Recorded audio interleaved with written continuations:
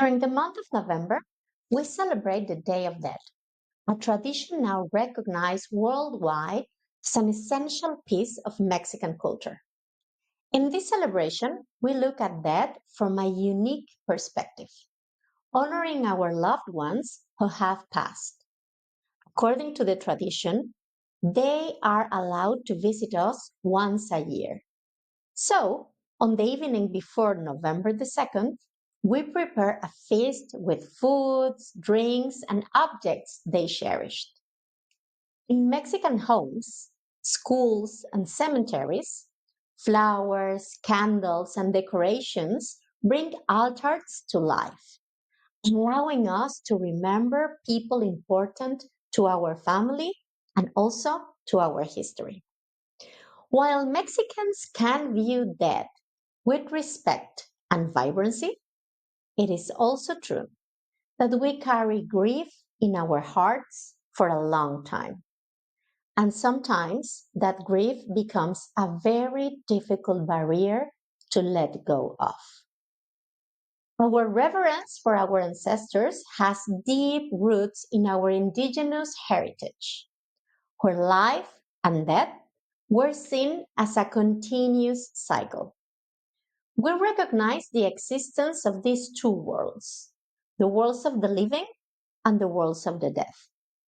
And perhaps this belief is why it is so hard to let go of those we have loved. We believe in the very thin line between these two realms, which often keeps us bound in the pain of their passing. Our ancestors represent our roots, a source of wisdom and transcendence that reaches beyond earthly life to a place of harmony and continuity. They give us insight into who we are today. How many times have we heard someone say, "You look just like your grandma," or "That trait has been passed down for generations"? Today, both scientific but also esoteric fields explore how family patterns and characteristics repeats over and over.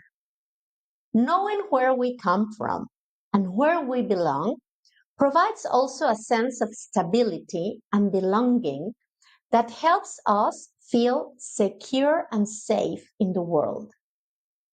Connecting with the customs, the language, the food, the weather of our heritage offers a sense of grounding. However, it's also essential, and patterns can limit us, preventing us from moving beyond what our ancestors achieved.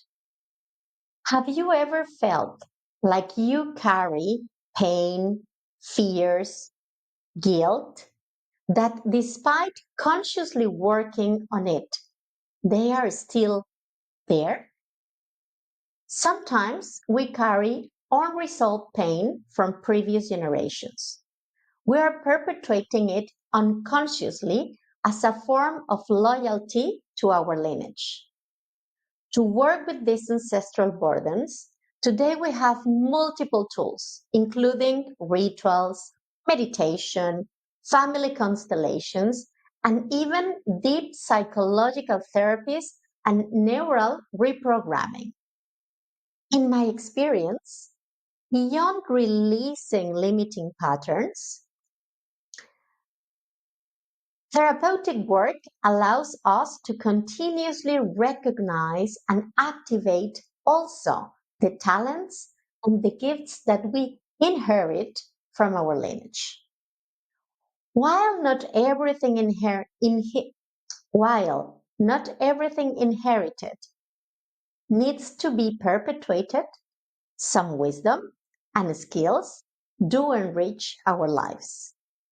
That little internal voice that sometimes tells us, "I just know," connects us to an ancestral legacy that comes not only from the universe, but also from the accumulated experiences of our lineage. Just as traditions are passed from generation to generation, so too are talents and skills, which continue to live on through our descendants. By becoming aware of our history and working toward healing, we not only release our burdens, but also we heal our ancestors, creating a positive change that impacts the entire lineage. From an early age, both my maternal and paternal families introduced me to the fascinating spiritual world.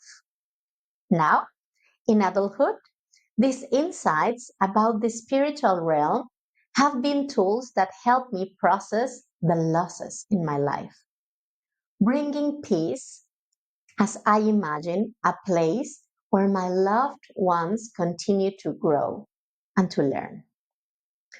The pain of loss does not follow rules.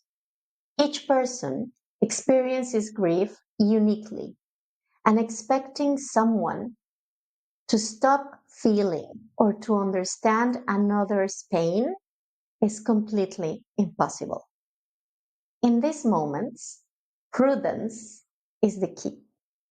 We cannot save someone from their pain, but we can accompany them with kindness and support, allowing them to reconcile with life at their own pace.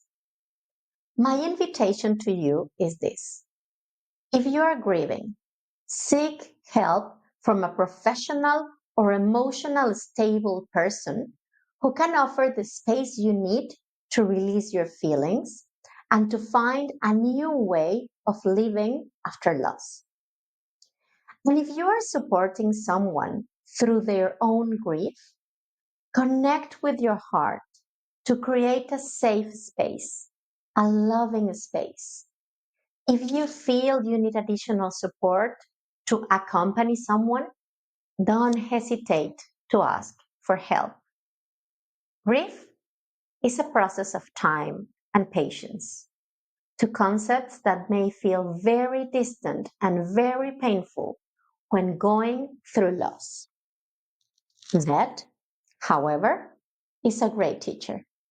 It reminds us of life's value and invites us to appreciate everyday joys. Every day, we die a little. So, what are you going to do to live better with yourself and with those around you? Make this experience beautiful and meaningful just for you. Thank you.